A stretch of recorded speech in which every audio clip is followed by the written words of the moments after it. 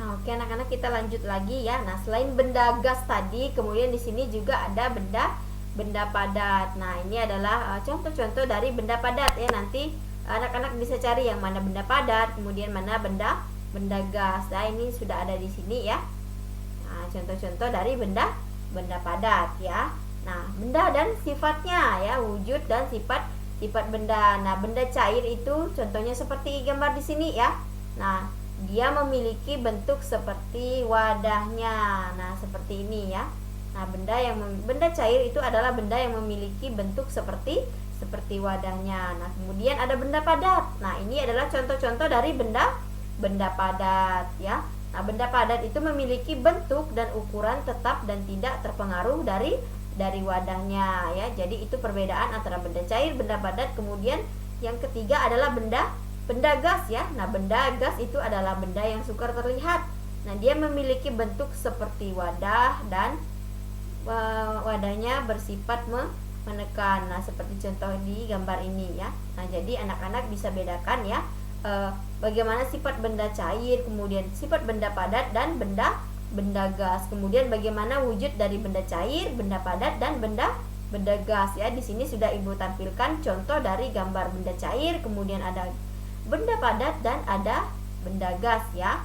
Nah, nanti anak-anak bisa belajar kembali di rumah ya.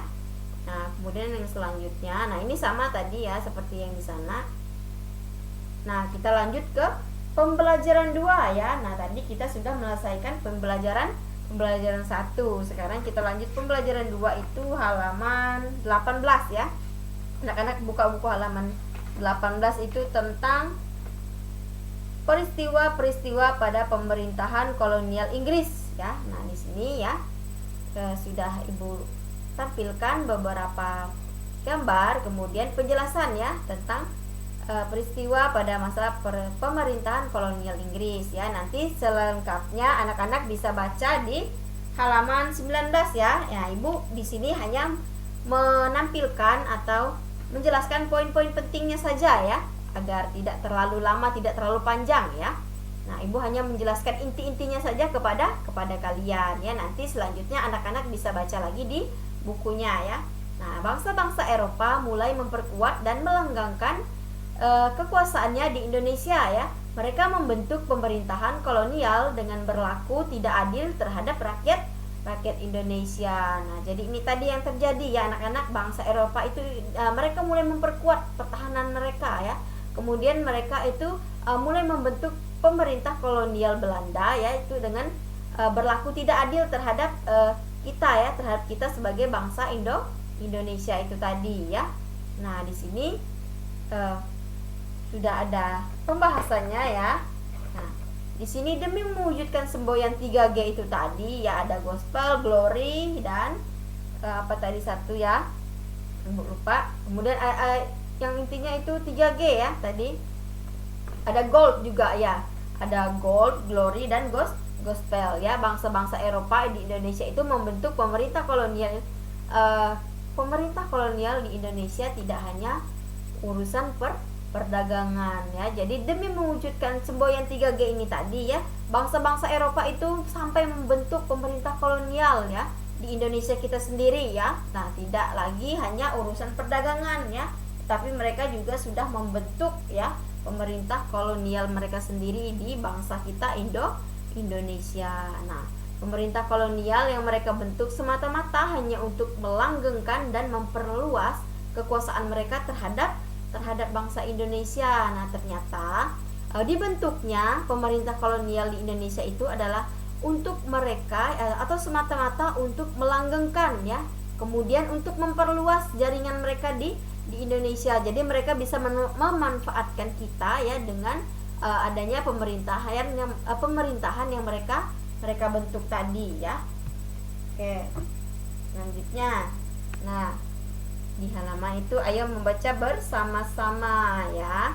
Nah, di situ ada peristiwa-peristiwa pada masa pemerintahan kolonial Inggris ya di halaman 19. Nah, di sini Ibu hanya tampilkan inti-intinya saja ya. Nanti anak-anak bisa belajar lagi di rumah ya tentang peristiwa-peristiwa pada masa pemerintahan kolonial Inggris. Nah, yang pertama itu adalah kebijakan di bidang ilmu ilmu pengetahuan ya. Kemudian yang kedua itu di bidang ekonomi, dan upaya Raffles menerapkan sistem pajak tanah mengalami kegagalan karena beberapa faktor ya.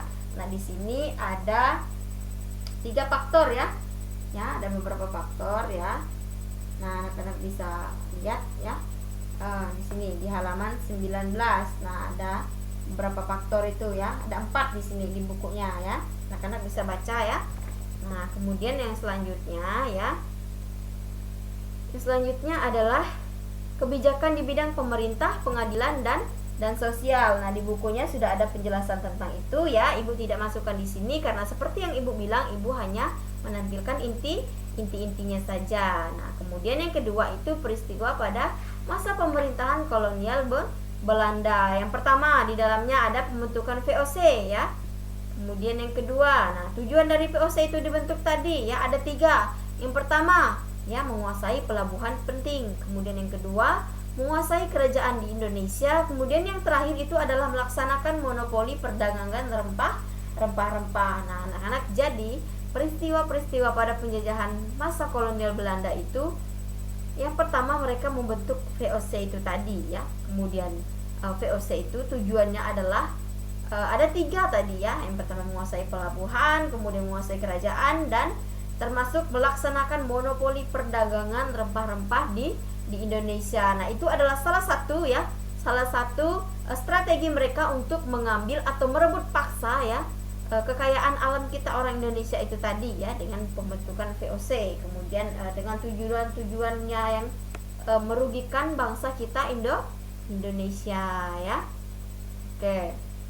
Nah, di sini sebagai gubernur jenderal, langkah-langkah yang ditempuh dan les antara lain. Yang pertama ya, dia meningkatkan jumlah tentara dengan cara mengambil dari berbagai suku bangsa. Nah, kemudian dia membangun pabrik senjata di Semarang dan Surabaya ya. Kemudian yang selanjutnya membangun benteng-benteng atau benteng-benteng pertahanan. Nah, jadi ini yang dilakukan oleh gubernur jenderal ya. Ada beberapa langkah yang dia tempuh untuk meningkatkan jumlah tentara dengan cara mengambil dari berbagai suku bangsa ya. Nah, ini adalah beberapa langkah yang dilakukan oleh gubernur jenderal itu tadi ya, atau yang disebut dengan Danles ya. Nah, kemudian di sini ada pertanyaan mengenai bacaan yang sudah kita baca tadi ya. Nah, di sini di halaman 22 tentang pemerintah kolonial Inggris dan Belanda ya. Instruksinya itu ayo berlatih katanya. Nah, di sini di buku kalian seperti yang Ibu bilang tadi, ini belum terisi ya. Kemudian di slide PowerPoint ini Ibu sudah menyiapkan isinya. Nah, seperti tadi anak-anak memindahkan jawaban yang di sini pindahkan ke buku paketnya, ke buku catatannya maksud Ibu ya. Ibu selalu ingin bilang buku paket ya. Jadi anak-anak pindahkan ke buku catatannya ya. Nanti untuk anak-anak belajar di rumah. Oke, kita bahas yang pertama ya. Nah, siapakah tokoh yang paling terkenal pada masa pemerintahan kolonial di Indonesia ya? Yang itu ada di Inggris itu ada Thomas Stamford Raffles, kemudian di Belanda ada Cornelis ya, ada Hotman, kemudian ada Danles, ada Jensen dan Vadenbosch ya. Nah, itu ada 2 tokoh yang terkenal di Indonesia ya, ada tokoh Inggris dan Belanda. Nah, kemudian selanjutnya, kapankah waktu pemerintahan kolonial di Indonesia dimulai? Nah, pada bangsa Inggris itu dimulai pada tahun 1811 sampai 1818 ya, 1808 ya maksudnya. Oke, di Belanda itu dimulai pada 1602 ya. Nah, kemudian sampai ke 1945. Nah, di manakah daerah kekuasaannya? Di Inggris itu tepatnya di daerah kekuasaan VOC di Sumatera, Ambon dan Banda ya. Nah, kemudian di Belanda itu hampir di seluruh wilayah Indonesia ya. Nah, kebijakan apa yang diambil selama pemerintahan kolonial berlangsung ya? Nah, di Inggris itu ada 3, kemudian di Belanda juga ada 3 ya. Yang pertama itu sistem sewa tanah, kemudian pembagian wilayah Pulau Jawa menjadi 16 wilayah keresidenan dan kerja